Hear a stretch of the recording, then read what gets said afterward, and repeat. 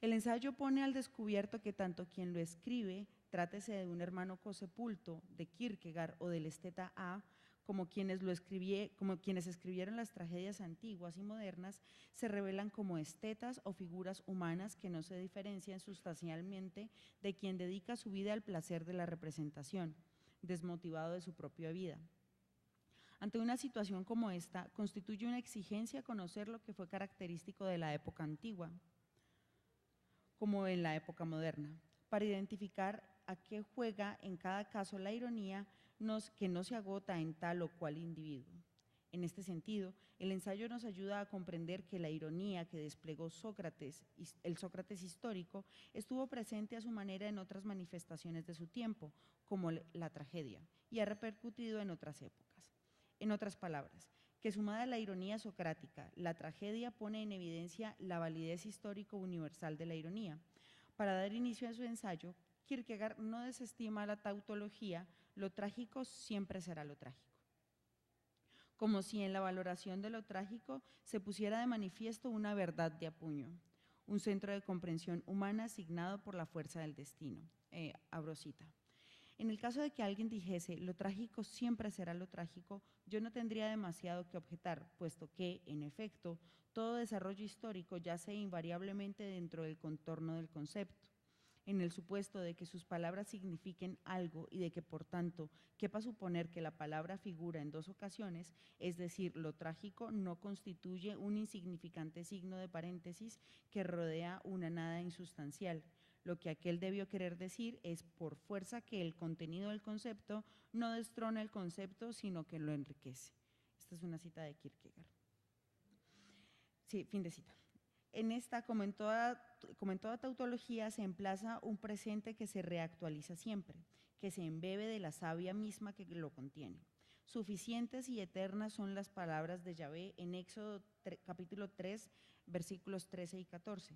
Abro cita. Contestó Moisés a Yahvé: si voy a los israelitas y les digo, el Dios de los padres de ustedes que me ha enviado a vosotros, cuando me pregunten, ¿cuál es su nombre? ¿Qué les responderé? Dijo Yahvé a Moisés, soy el que soy. De la misma manera, la tragedia es definición y concepto de algo que comporta la crispación humana ante lo que es, por la potencia misma de ser lo que es. Sin solución de continuidad, la forma humana se doblega en la tragedia. No obstante el hecho de que lo trágico siempre será lo trágico, un asunto realmente crítico se ofrece a la reflexión y llega a sobredimensionar la idea apenas académica de Kierkegaard, que asocia las dos tragedias con el reflejo de una en la otra. Pero más que un reflejo, se trata de lo que en psicoanálisis se conoce como una compulsión a la repetición. En el diccionario de psicoanálisis de Jean Laplanche, se define la compulsión a la repetición como el proceso incoercible y de origen inconsciente en virtud del cual el sujeto se sitúa activamente en situaciones penosas, repitiendo así experiencias antiguas sin recordar el prototipo de ellas, sino al contrario, como la impresión muy viva de que se trata de algo plenamente motivado en lo actual.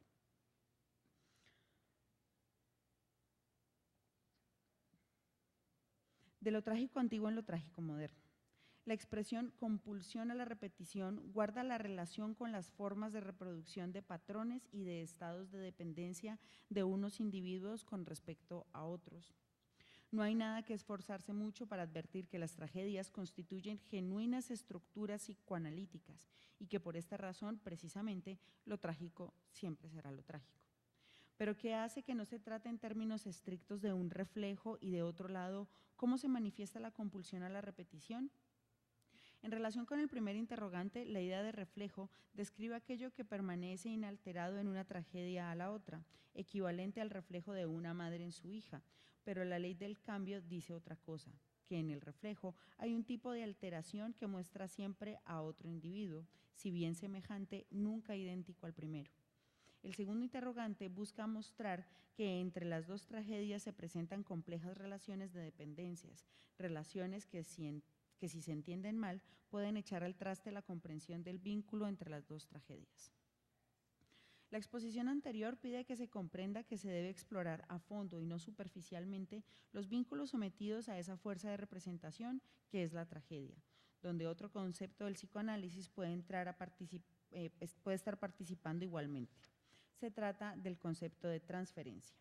Y Laplanche define la transferencia como el proceso en virtud del cual los deseos inconscientes se actualizan sobre ciertos objetos dentro de un determinado tipo de relación establecida con ellos y de un modo especial dentro de la relación analítica.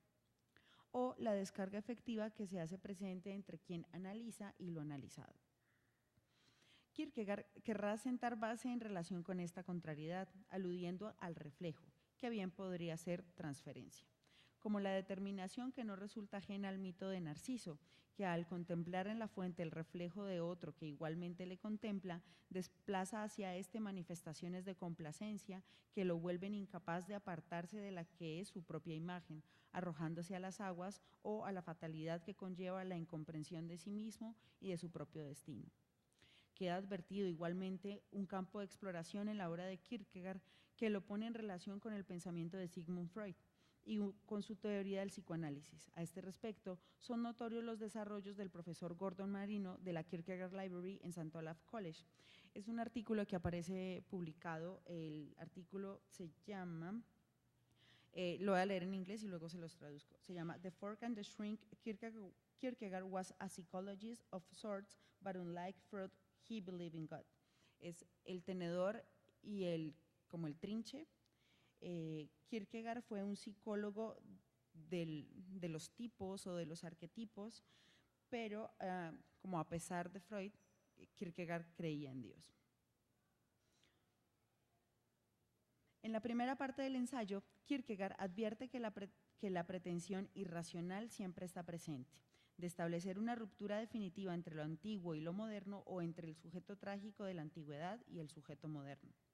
La advertencia se funda en que mientras que la tragedia antigua ha quedado atrapada en el paradigma de la representación, la tragedia moderna se embebe en la historicidad y la experiencia de los individuos, lo que la hace supuestamente más afín al ser y a la existencia del hombre. En todo diferente al sujeto mítico antiguo, literalmente asaltado por el sino de la tragedia. No obstante, Kierkegaard acude a la poética de Aristóteles y a la comparación que éste establece entre las representaciones trágicas y cómicas en los siguientes términos. Diferente a la comedia, la representación de la tragedia, abro cita, permanece esencialmente inalterada por más que el mundo haya cambiado, fin de cita.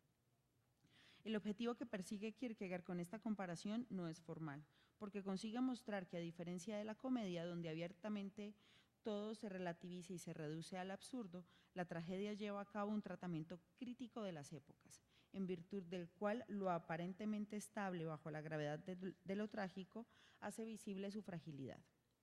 De otra parte, no hoy en la tragedia, como sí en la comedia, no hay en la tragedia, como sí en la comedia, una alta dosis de mutabilidad y de contraste, lo que puede dar por desafortunado que el segundo libro de la poética de Aristóteles se haya extraviado con apuntes sobre la risa y la emoción de lo cómico.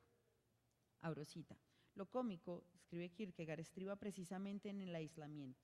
Cuando se pretende hacer valer lo trágico dentro de los límites de aquel, lo que se obtiene es el mal y su vileza, no la falta propiamente trágica de su ambigua inocencia. Fin de cita. La tragedia pervive entonces sin mudar su esencia. Lo anterior no significa estrictamente que seamos antiguos en lo trágico, sino que lo moderno no se sustrae de la tragedia, toda vez que se representa en él igualmente un tiempo de rupturas y fragmentos de lo humano y lo social, lo moral y lo cultural. En palabras de Kierkegaard, abro cita. Es cierto que nuestro tiempo aventaja una característica de los tiempos de Grecia, a saber, que está más apesumbrado y por ello más afortunadamente desesperado. Así, nuestro tiempo está suficientemente apesumbrado como para saber que aún hay otra cosa llamada responsabilidad y que ésta significa algo. Por ello, si bien todos quieren gobernar, nadie quiere tener la responsabilidad. Fin de cita. Sin afán de resolver la incongruencia en la que se encuentran estos individuos, Kierkegaard señala que su tiempo tiene la pesadez de hallarse desesperado y angustiado, debido precisamente a la responsabilidad que nadie decide asumir. La ironía no encuentra así la dificultad para revelar que la época está en crisis, justamente porque la direccionalidad de la sociedad ha recaído en quienes menos preparados están en quienes menor disposición tienen para asumir los grandes compromisos. En este sentido, Kierkegaard hace una crítica a las asociaciones que disponen a los individuos como números, ejerciendo en ellos un poder que no es acorde con el ser humano mismo, pero con el que intentan demostrar la validez de la sociedad. Ante el apartamiento del individuo, una sentencia medieval señalaba números deus impare gaudet, Dios ama los números impares. En otras palabras, ante los dioses, el individuo es cifra de su propio destino, algo que el lenguaje común se nombra como está cifrado su suerte y su destino, como también su tragedia al ser uno aislado con el cosmos como astro que deambula. En el individuo moderno carga entonces su tragedia en la nada lejana descripción que hace Jorge Luis Borges en su poema La cifra. Abro cita. La noche quiere que esta noche olvides tu nombre, tus mayores y tu sangre, cada palabra humana y cada lágrima, lo que pudo enseñarte la vigilia, el ilusorio punto de los geómetras, la línea, el plano, el cubo, la pirámide, el cilindro, la esfera, el mar, las olas, tu mejilla en la almohada, la frescura de la sábana nueva, los jardines, los imperios, los césares y Shakespeare, y lo que es más difícil, lo que amas. Fin de cita. En la noche de los tiempos, donde todo se obnubila sin remisión ni destino, el individuo enfrenta el Unterchaos o el Eitairías, o finales del mundo que precipitan su aislamiento como respuesta a las diferencias de la vida en la sociedad, donde la responsabilidad se ofrece como paradigma difícil de afrontar y de resolver. Lo anterior se muestra en la tragedia, donde hay siempre una contracorriente de gran complejidad entre responsabilidad y destino. Así las cosas, que es lo que ilustra verdaderamente la pena trágica y lo que cobra distancia de lo antiguo y lo moderno, en una palabra, el desprendimiento. De lo que ha sido objeto el sujeto moderno, conforme lo entiende Kierkegaard bajo la clasificación de la culpa trágica, en nuestro tiempo se hace presente el dolor de la tragedia como un sentimiento más reflexivo, lo que implica una ética antes que una experiencia estética, que conlleva a una pena trágica. De aquí en más es una exigencia indagar en la tragedia su potencial ético y estético, como el resumido de un dictado humano universal. A este respecto, a partir del siglo XVIII, la ética y la estética fueron tomadas como grandes magisterios que direccionarían la cultura y la reflexión sobre la existencia. Kierkegaard trae a colación la tragedia de Don Juan et Faust, el dramaturgo alemán Grave, donde se hace manifiesta la disposición ética y estética, pero bajo la divisa de la tragedia shakespeariana del Sturm und Drang, tempestad y pasión. No obstante, Don Juan et Faust es un drama cargado de pesimismo y desilusión en el que la categoría del mal obnubila, habría que decirlo cómicamente, la genialidad del personaje. Kierkegaard señala que este ejemplo es apenas la señal de lo que se pretendía igualmente en su época con la monumentalidad de los teatros y con la afectación estética de las iglesias, sí que se consiguiera por ello representar la verdad y llevar a la sociedad a identificar el sentido de su pasión trágica, sino por el contrario, llevándola a fomentar unas bases que de antemano eran equivocadas. Kierkegaard sanciona al respecto, abro cita. Nuestro tiempo ha perdido todas las determinaciones sustanciales de familia, estado y linaje. Debe por fuerza abandonar al individuo particular a sí mismo de tal modo que éste se convierte en sentido estricto en su propio creador, siendo entonces su culpa pecado, su dolor arrepentimiento. Con ello, empero, lo trágico queda anulado. Fin de cita. De otro lado, la ética del mal cobra cada vez mayor notoriedad, con lo que ingresa en la tragedia moderna la experiencia del pecado y con ella la idea de lo religioso. Abro cita, lo religioso es la expresión del amor paterno, pues atesora lo ético, pero atenuando y en virtud de qué, sino precisamente de lo mismo que otorga a lo trágico su benignidad, la persistencia. Fin de cita. En adelante, la tragedia fundará sus razones en la experiencia del pecado, en la relación del individuo con el mandato del amor y responsabilidad del Padre. Esta estructura no resulta en nada ajena nuevamente a la teoría que el psicoanálisis mostrará que a su vez en el espectador de la tragedia moderna se manifestarán estados de temor y compasión, experiencias de difícil asociación con las vivencias que primaban en el espectador de la tragedia antigua. En la parte final del ensayo, Kierkegaard busca establecer lo que considera sería una tragedia atrapada en la dialéctica antigua y moderna.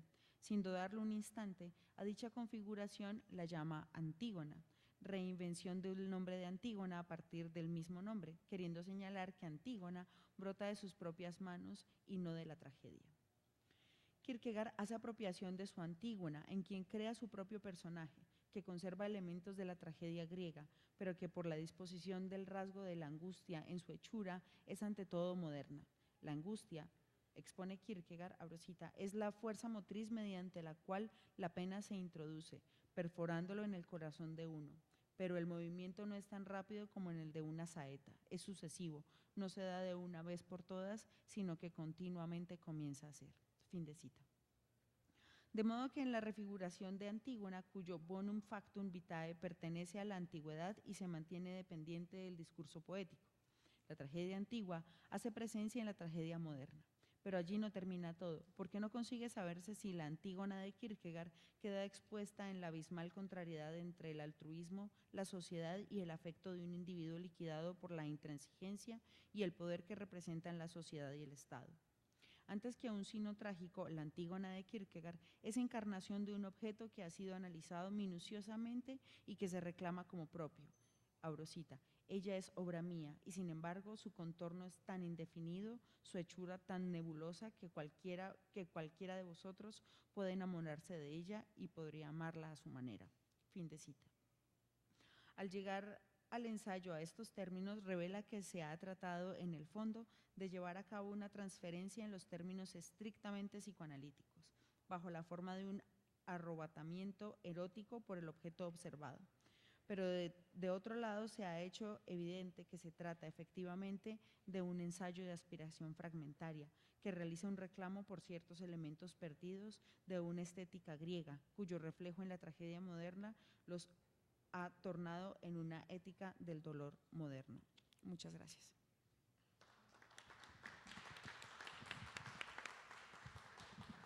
Agradecemos la presencia de la maestra Jennifer y ahora damos paso a la conferencia La excedencia del sistema por la relación, una lectura de Kierkegaard y Cohen por José Luis Evangelista. José Luis Evangelista Ávila es licenciado en Filosofía y maestro en Humanidades, ambos por la Facultad de Filosofía y Letras de la Universidad Autónoma de Chihuahua, institución en la que ejerció docencia hasta 2013, así como en el Seminario Arquidiocesano de Chihuahua. Actualmente cursa el doctorado en Filosofía en la Universidad Iberoamericana y es autor de la obra Kierkegaard y Levinas, La determinación externa. Muchas gracias. Gracias por su asistencia. Voy a dar inicio a la lectura. La excedencia del sistema por la relación. Una lectura de Kierkegaard y Cohen. La primera parte. Habiéndose postulado el pensamiento de la totalidad de la realidad, la filosofía, o por lo menos cierta concepción de la misma, ha alcanzado su cima en la propuesta hegeliana. Resta considerar con cuánta propiedad se ha establecido esta afirmación, sea como parte del mismo proceder exigido por la reflexión filosófica, sea por los cambios en la consideración de la razón y la racionalidad mismas que surgirían en años subsiguientes. Antes que Hegel, las bases para comprender la misma posibilidad del sistema atraviesan el resto de la tradición idealista y encallan en el criticismo kantiano, en las bases mismas del pensamiento y la razón moderna. Detengámonos brevemente en la propuesta del filósofo de Königsberg. Este se guía por las orientaciones de la conciencia a través de la razón pura, la voluntad pura y el sentimiento puro que son analizados en sus obras, principalmente en las críticas, y que han de responder a las preguntas fundamentales: ¿qué puedo conocer, qué debo hacer y qué cabe esperar?, siendo el resultado de todas ellas una aproximación o la respuesta a la pregunta ¿qué es el hombre? Precisamente, a Hegel se critica el olvido o reducción del hombre concreto en su sistema, además de marcar su pensamiento a través de una sola de las orientaciones de la conciencia, dejando de lado o suponiendo la reducción de las otras a tal. En ese sentido, resulta de importancia una de las propuestas para pensar al hombre después del pensamiento del todo, no solo en función de su relación, sino como una existente en relación e irreductible, en cuanto existente y en cuanto relación a un sistema cerrado. Pues el sistema de la filosofía no ha logrado dar cuenta de la respuesta a la pregunta por el hombre en su estatuto relacional, es decir, como un ente eminentemente ético. Esto, en consonancia con las líneas de Buber, según las cuales la respuesta por lo que es el hombre se encontrará, y cito, únicamente considerándolo en la totalidad de sus relaciones esenciales con el ente. Fin de la cita. En el presente, consideraremos el concepto de correlación en Hermann Cohen y el de revelación en Soren Kierkegaard como posibilidades de acceso, no único, a la exigencia del otro, sin por tal contravenir las orientaciones de la conciencia kantiana, señalando así una especie de desbordamiento del sistema desde sus posibilidades en las orientaciones de la conciencia. Acorde a lo anterior, en el siglo pasado se ha consolidado el pensamiento del otro, sea a través del tú buberiano o la alteridad levinasiana.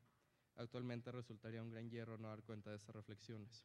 No obstante, las situaciones que han ubicado estos dos últimos como sus exponentes máximos obedecen, con independencia de su valía filosófica, a circunstancias de corte contextual y no solo filosófico, lo que ha dejado desplazados a los dos autores que guían esa lectura. Segundo punto. Hay en Kierkegaard una crítica sistemática a los alcances de la razón como sistema a través de sus reflexiones, tanto las obras seudónimas como autógrafas. Su crítica a la tradición filosófica se realiza bajo lo que podríamos denominar como un criticismo existencial, es decir, el análisis de las condiciones de posibilidad, implicaciones y alcances que suponen para el individuo las manifestaciones de su existencia, venidas estas de la forma en que se relacionan con la realidad según los estadios de la existencia. De este modo, en Kierkegaard aparece un individuo surgido del llamado y que ha de responder, es decir, la antropología del danés supone el espíritu como base de la relación y por esta misma relación un matiz ético central, elemento que desarrolla el seudónimo Anticlimacus en la enfermedad mortal. Sin embargo, desde lo uno o lo otro, las reflexiones sobre la responsabilidad y la respuesta aparecen como constitutivos del acto ético, mientras que el arrepentimiento y otros rasgos de la moral son gradualmente llevados a contradicción en distintas obras que caracterizan, a final de cuentas, al estadio ético y la moral como lo general y lo comunicable por la razón. Bajo la firma de Johannes de Silencio en Temor y Temblor, alza una crítica a las bases de la ética hegeliana, pero también pone en entredicho los postulados de la ética kantiana a partir de la historia de Abraham. Sin embargo, más que el referente meramente teórico al que hace alusión, la obra puede leerse bajo la clave de actitudes, al tratarse de un trabajo que busca generar en el lector la actitud a que alude, es decir, temor y temblor, lo que nos permite una consonancia con la crítica inicial sobre el abaratamiento, y cito, liquidación en el mundo de las ideas, fin de cita, o los constantes ataques a que se inicia y supera demasiado rápido y fácilmente la duda o la fe. De Silencio aborda los prolegómenos a la fe de los que surge este temor y temblor. Ahora bien, ¿ante qué surge este temor y temblor? La respuesta puede encontrarse en los tres problemas que guían la obra, que exigen ya no al sujeto, sino al individuo, y de él una suspensión teleológica de la moral, un deber absoluto y el silencio. Es decir, se carece de una base firme dada la acción y la aparición y solicitud del otro. Así pues, ante la revelación de lo divino, cabe entonces el temor y temblor. Es precisamente en el silencio, en donde surge el individuo, que no necesariamente la fe. Pero recordemos a Kant, pues sí es bien postular a Dios para la ética. De Silencio cuestionará, ¿qué sucede cuando Dios mismo pide algo que parece ir contra la moral? ¿Qué sucede cuando, y cito, la tentación es la misma moral? Cierro la cita. Según la lectura que realizamos, esta obra viene a poner en entredicho los rasgos de la voluntad ética, en tanto que se hará lo propio también en migajas filosóficas, un poco de filosofía, y en el concepto de la angustia con las otras orientaciones. En migajas, el título mismo contraviene la sistematicidad moderna que ha iniciado por las grandes obras epistemológicas y el método.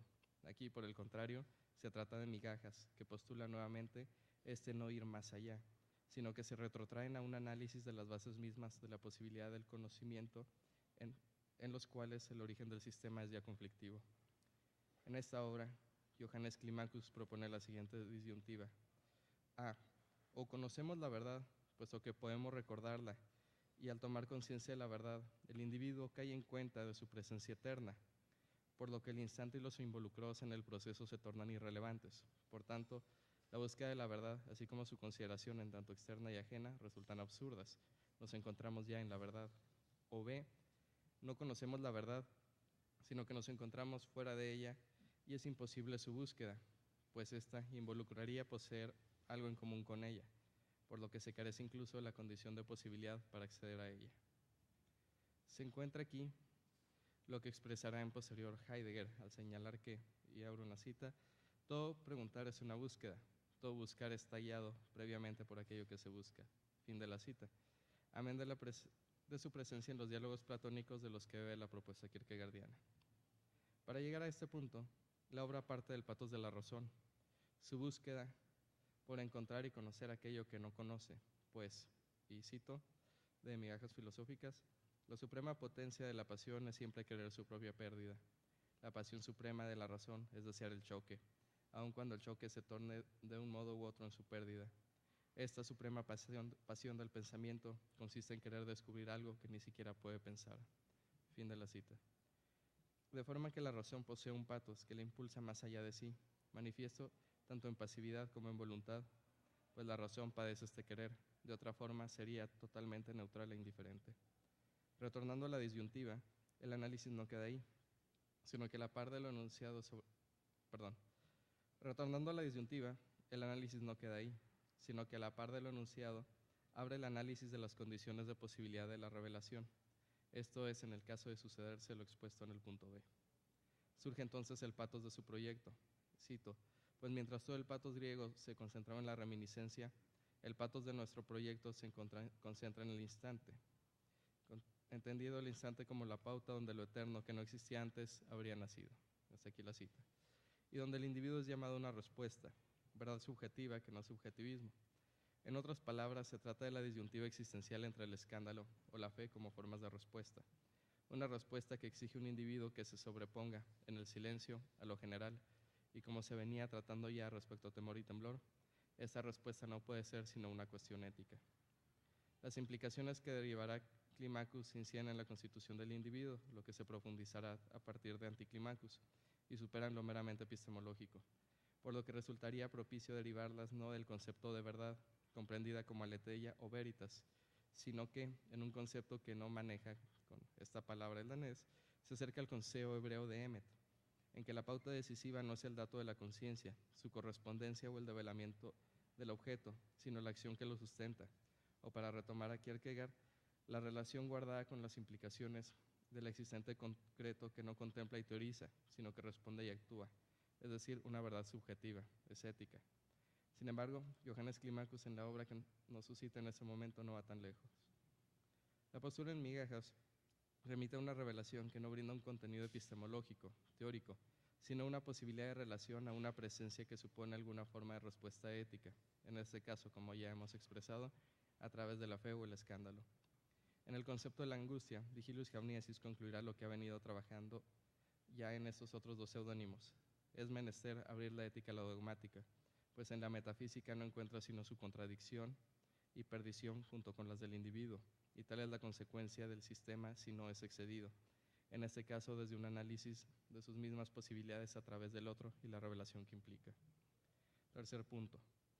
Inicialmente, fiel en su neocantismo, Hermann Cohen analiza las posibilidades de un sistema fundado sobre las tres orientaciones de la conciencia que, a su vez, se corresponden a las críticas kantianas. Con esto se opone a la determinación de la razón como pauta única, y más que abarcar la realidad, busca